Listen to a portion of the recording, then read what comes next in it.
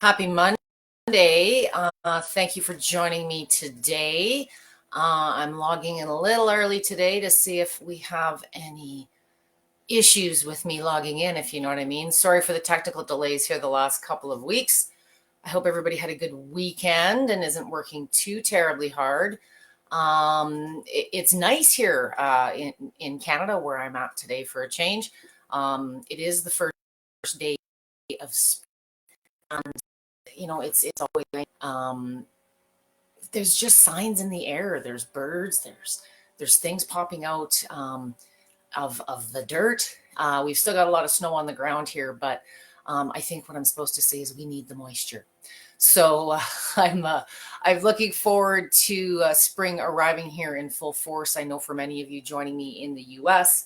and perhaps other parts of the world, it is much nicer than maybe what I'm dealing with here in Canada, but spring is a couple of different things.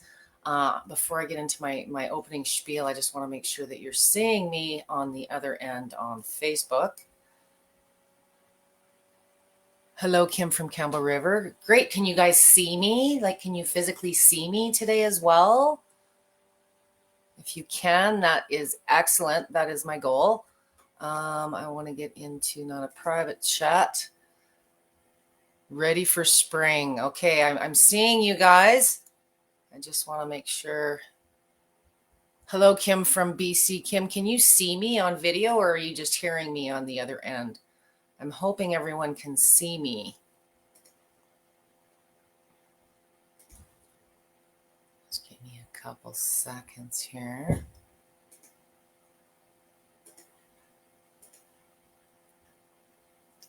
Appreciate your patience. I am live. Well, look at that. Okay. What I will say is my technical skills are at multitasking are good, but once I get talking, sometimes it's hard for me to get into the convo. So what I'm going to do today, like I do with most sessions, is go over a little bit of information, and we're going to get in today to a little bit of a light spring workout. So today is the official first day of spring. Some of you might be thinking, well, I thought that was the 21st, or I thought that was the 19th. It does change from year to year. This date marks the spring equinox in the northern hemisphere. I think spring in the southern hemisphere is like late September 23rd or something this year. So what is the spring equinox and why is it on the 20th? In the northern hemisphere, the spring equinox is when it's always in March. It's also called the vernal equinox across the globe. This occurs when the sun crosses the celestial equator going north to south. So today, if you were standing on the equator, the sun is right up over your head. And on the March equinox, the northern hemisphere and southern hemispheres receive roughly the same amount of sunlight. Neither is tilted one way or the other more towards the sun. Also on March 20th, actually on March 20th every year, it is the International Day of Happiness. The International Day of Happiness is a UN initiative. It is a nonprofit group. It aims to make people around the world realize the importance of happiness within their lives. So how does Debbie and her rambling roll back into this? Well, we know that getting moving and having activity in our lives increases many things. A lot of people say exercise makes you happy. Well, exercise does improve your mood. It boosts happiness in several ways. Scientifically, it increases your serotonin production. It decreases your stress hormones. And it's known to prolong your lifespan. So, it's rare that, I can't even think of a time perhaps that I have ever seen someone be advised against being active.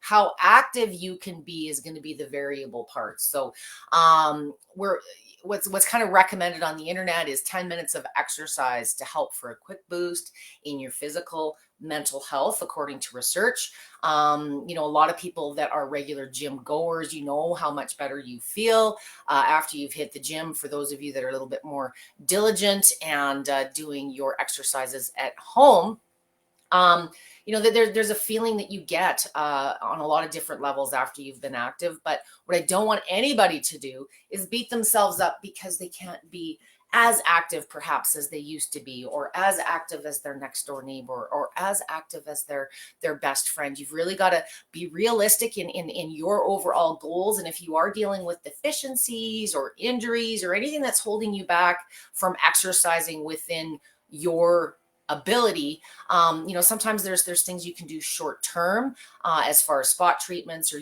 just using your machine as a tool to assist you to getting to other activities you might enjoy. Today, we're going to do a little bit of a session on the vibration plate. A vibration plate can be exercise. So if we're looking at exercise as making you happy, today is the International Day of Happiness. Getting active is a really good way to get happy. And what a vibration plate is, of course, for any of you that have joined me on any of my sessions, a vibration plate is simply an environment. It's an environment that makes activity easier for the user. So if you're doing certain positions like squats or push-ups, what the plate will do is it will help you fatigue in less time while you're doing exercises. There's all these little micro movements occurring on the plate. And for those of you that are dealing with joint issues, arthritis, just inflammation, one of the big drawbacks with activity is sometimes it hurts, or sometimes physically we have too much fatigue or pain to do the activity levels that we would like to align with the goals. So a vibration plate is a great way to get active, to start getting active again, depending on what situation you're starting in. And it's also really great for warm-up, recovery. There's a lot of different ways you can use it. Today, we're going to go over a couple of spring things that I used to like to do in my studio back in the day. Spring is a time where a lot of our activities are changing. We're going from inside, and inside activities of cleaning houses and painting and what we might have done over the winter months, to the outdoors, where we're getting more fresh air, we're getting more vitamin D.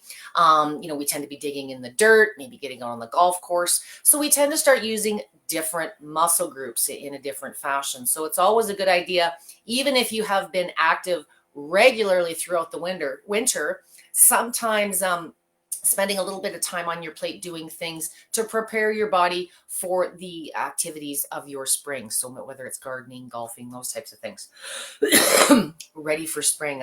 And what I'm going to do at the end of this session, excuse me, I got a little tickle in my throat. I'm going to come back, and if anyone has any questions specific to whole body vibration plates, I'm here to answer questions for that today. So I'm going to go over to the machine. We're going to walk through 3 or 4 very simple exercises. I like to give you guys some variety once in a while, depending on where you are starting at physically. Today, I'm not going to start in a chair. We've done that entirely too many times in sessions in the past. So if you are dealing with poor mobility, lots of fatigue, you can start seated in a stool and maybe just get some lymph and some circulation going into the lower extremities, or you can use a combination of seating or standing positions on your plate to allow you to use the plate longer. But sometimes standing on the plate or doing lots of dynamic movements on the plate fatigues you. So you got to know where to start. I always recommend, whether you are seated or standing, I always do my sessions in oscillating. It is the primary movement of vibration plates. It's where the majority of the research is. But I am a fan of oscillating simply because it's the most functional. It moves like you move as you walk across the floor, but with much less impact and much smaller movements. So depending on what model you are using, I never offer an exact number because none of us are exactly the same. I like to speak in ranges, and on your vibration plate, regardless of what your speed range is, if you kind of break them into a couple, maybe 3 different segments, the really, really slow stuff, the bottom third of your speeds are very choppy, very wobbly. You'll see when I stand on the plate, and yes, you're not supposed to lock your legs. My legs are locked for demonstration purposes only. You can feel everything shaking. And on the really slow speeds, research has led that these are better for balance and stability, which is something many of us want to improve. But those really slow speeds are very much like being on a Bosu ball. They're very wobbly, they're very choppy, they're very destabilizing by nature. So don't associate, maybe you have poor balance and you want to improve it. Would you start out on a Bosu ball? Probably not. Many of you have the Life Pro Horizon ball, which is a half balance ball, and it's a similar device to the Bosu. It's a balance trainer, but on a vibration plate, you kind of get the effect of that balance ball, but with less movement, much more controlled movement. So for me, if you are doing balance training and you've been considering something like the Horizon ball, it's a great complement and something to progress to. But if you have progressive osteoporosis, you got a fear of falling, things like that, I think you'll find the plate in the long run is not only going to offer very quick balance improvements and stability, even within the course of one session. Many of my therapists will use the plate for that reason, just to get you more stable before they do their exercises. But what I want you working with is a mid-speed range. The mid speeds are going to be a little smoother, a little less choppy. And the other factor that I always like to point out is amplitude, regardless of what speed you are using. Amplitude. If we are really wide, we're moving more. If we're really close, we're moving less. So you control the intensity by your foot placement or your hands, if you're on an upper body position, perhaps. So I want you to bring, my machine has 60 speeds. So I'm going to bring it up to like the 30, 40 range. If you've got a machine that's got 100 speeds, I want you in the 60, 70 range. And as you get going faster, you'll notice it is smoother. It's less choppy. I've been doing this for 16 years, unless I'm doing something really specific, like a wide squat, or, I'm doing martial arts kind of stuff. I do not stand wider than my hips. For those of you that are below baseline, you're just getting active, I want you being functional. We don't walk with our feet wider than our hips across the floor. So just keep those feet in line with where your hips are. I want your knees slightly bent. I want nice posture. Keep that core engaged, shoulders back. And if you're feeling it in your head too much, it's not harmful. It does take some getting used to. But if you're feeling it too much in your head, you're probably standing too tall. Bend the knees just slightly, and the natural shock absorbers will kick in a little bit. The first part of our little workout today, just to warm us up when we're starting to work outside again, maybe getting into that golf course again. Core strength and stability is very, very key to many of your activities. We don't want anybody having a setback. So a couple of pelvic tilts. We're just going to tilt the bum forward and backward. Okay, you may not have a lot of range of motion. I don't want to see this. It's nothing to do with your knees. It's just the bum moving forward. Clench those butt cheeks. Tilt it back, and you'll almost feel a little stretch in that low back if you're doing it properly. You can do this for about 5 or 6 rotations, maybe 30 seconds to a minute to warm up. You'll notice today I have a little table in front of me, and I have 2 sandballs on that table in front of me. If you want to use your weights, if you've got some free weights with Life Pro, or you've got other items, what I'm going to mimic today, depending on your range of motion, I want to bend over and pick things up off the ground. So I've got the table here because I don't know if everyone has the same range of motion as me. But for those of you that do, I want you simply mimicking bending down and picking something up. Bending down, picking something up. If that range is too low for you, that's why we got the table. So what I want you to do, and perhaps maybe you're not feeling totally stable, this is a new exercise for you. A table or a little stool in front of you with, it could be a soup can, maybe you're just touching the surface. But what I wanted to do today is we're going to go down, we're going to pick these up, and we're going to put them back down. And we're going to pick them back up, and we're going to put them back down. Okay? This is just simply getting those knees, those hips, your back ready for gardening season, or maybe picking up your clubs off the green. So, there's lots of different workouts and routines that you can do on your machine, but sometimes if you're struggling with everyday tasks, sometimes just recreating things that are functional that you do throughout your everyday are just as effective. Something like this is kind of like dancing. Stops you from looking at your feet. You're doing something else. And before you realize it, you've sometimes gotten a pretty good workout on your legs because you're just focused on these balls in front of you. Okay, so this is just a little example of recreating things that we do in our garden. I'm going to do this. Okay, so for those of you that are looking to not only get stronger, but maybe trim a few pounds before we get into short and tank top season, anything that you can do to engage those leg muscles, the big muscles in the thighs and the glutes, they're going to burn more calories for you.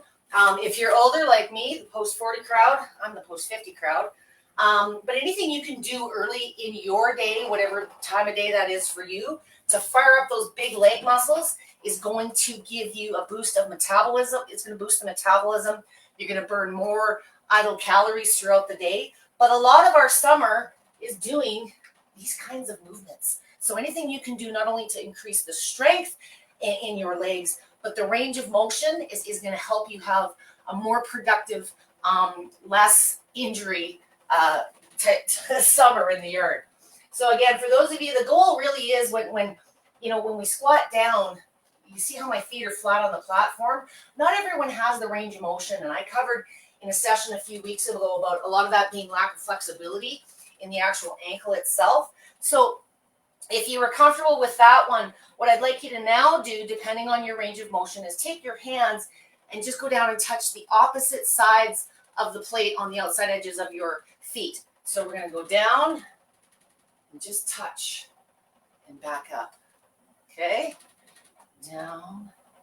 If you're the type of person that likes to work with weights, or you've got some of the adjustable dumbbells from Life Pro, you could certainly, if you wanted to add a little bit more burn, a little bit more of an arm workout, you could add those in as well. Okay, very easy, 5 to 6 reps. You might feel a little wobbly on the first few. Slow, dynamic movements. Don't need to go fast. So the next one I want to do is, because we do tend to do a little bit more lifting in the spring, is the low back. And one of the things I love about a vibration plate, if you find throughout the course of the day in your yard or on the golf course, or even just sitting at your desk, that you get aches and pains in that low back, a really good exercise is just leaning over slightly. Your knees are just undone. And if you've got a sensitive back, bring your feet a little bit closer to the center. Okay, and just by changing the angle from a stance to something like this, you're going to learn, the more that you play with the angles and how you position yourself on the plate, you're going to target different areas. So in this, I'm feeling it more in the low back and the hips. And what I'm going to do is I'm just going to reach 1, 2. Okay, so once you're down on the ground, maybe you're reaching for some weeds. Maybe you're reaching for a shovel. This is all just working your range of motion. The entire time that you're on here, you're getting a rush of circulation, lymph. You're probably going to be in a bit of a better mood, because we know exercise makes us happy. 3 to 4 reps on this one makes me happy per side. Okay, so maybe about a minute to a minute and a half if you like that one. Another one that's very easy to do and also works good range is just even doing some torso twists. So you're not trying to move with your legs. Keep those legs stationary, and just at the hips. Pivot as much as you can, looking back that way, turning. For those of you that are dealing with range of motion issue with the arms, you may want to add them into the equation. Okay, reach, not reaching, but just try to extend those arms as much as you can. Again, 3 to 4 reps a side. Oh, I've already talked 10 minutes. One last one I want to show you guys today before I get into some questions. For those of you that do have the range of motion, one of my favorite ways to use the machine is just to get some movement into those hips and those low back, and that was a standing example of how I showed you there earlier. This one, for those of you that have ever done yoga or Pilates, Once I'm lined up, you're going to see this looks a lot like a cat-cow. If you have sensitive kneecaps, you may want to put some cushion on your plate. Just trying to see what I've got here. Just to give your knees a little bit of padding, okay? And this one, again, a mid-speed, but remember the control is in how close or how far apart your positioning is. And with the knees on the plate, I would recommend certainly no more than hip width apart. If you find you're really tight or you've got, severe chronic pain in that area, start with your knees closer together, and you can always widen up once you loosen up a little bit or see what comfort suits you. So I'm going to do this again in about on my speed of 60, I'm going to go about 25. And all I'm going to do, I'm using the arrow step to just rest my upper body on. And what you'll find in this position, as opposed to when you're standing on the machine, when you're standing, the hips are moving this way. On the machine, when you lean over and get into it this way, your hips are moving in a bit of a different direction. So this is one of those positions I want you to experiment with. There's never one back move that works for everybody. You try a few of these and see which feels best for you, depending on the activities that you're doing at the time. So this one I like to for about a minute. You could simply just stand here, or you could add some dynamic movement. Just like a cat-cow, we're going to arch up, tuck those hips forward, hold for 2 to 3 seconds, release. We're going to come the other way, try to touch the bum to the back of the head. Keep going.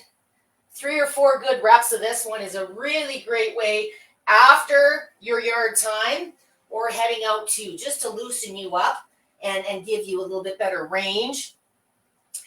If you have tension in one hip more than the other, and you're just using this perhaps as a recovery or a massage, you can shift your hips one way or the other. So you're sort of shifting your weight one way or the other, and you're going to notice, the weight goes into one leg a little bit more, just gets a bit deeper into that hip. Another really good one while you're already in this position is just a stretch. I like to put my arms straight out in front of me. Just push your chest down to the ground. Just hold this for 2 to 3 seconds.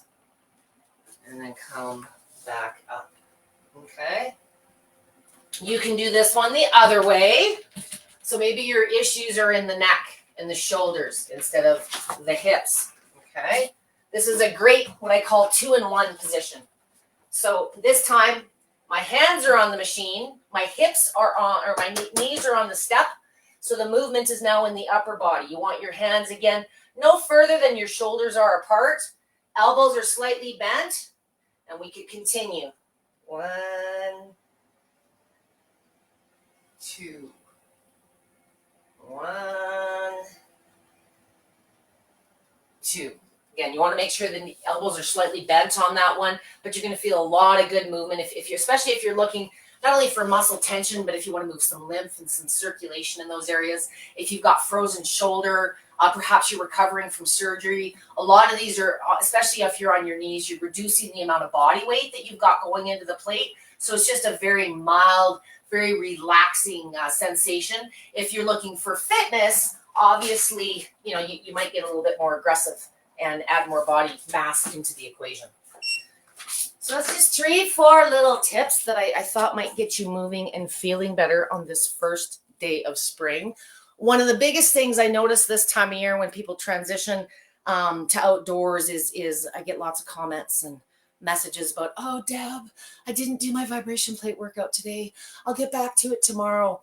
It's understandable this time of year and throughout the summer that many of us are out doing other things. It's that time of year.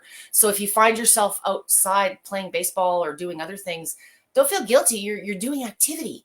What the machine can be great for in the summer season, in the spring, when you are doing other things outside, use it as a warm-up, use it as a wind down, especially if you're dealing with chronic issues, lots of aches and pains, you've got sluggish lymph, you lack energy, you got fatigue all the time. Just using your plate for 2 to 3 minutes pre or post other activities is a great way to not only boost your range of motion, your energy levels, things like that, but it's a really good way to just get rid of the activities that you've done. So we do have a tendency not only to overdo activities this time of year, But we're using, as I said earlier, new muscle groups. You tend to be sore in different areas. I was chipping some ice out front yesterday on the sidewalk, and I'm feeling it in my shoulders this morning and my forearm, interestingly. So do I chip ice every day? No, but after 2 hours of doing this, it didn't really seem like much until this morning when I got up and went, ugh. So that felt actually really good. So depending on what your day holds in front of you, don't beat yourself up because you didn't do your big workout on your plate. Many people having tremendous results aren't using it with a lot of purpose with a big workout. Sometimes it's just 2 to 3 minutes throughout the course of the day when your body says, oh, I feel stiff and tired. Oh, I need an energy boost.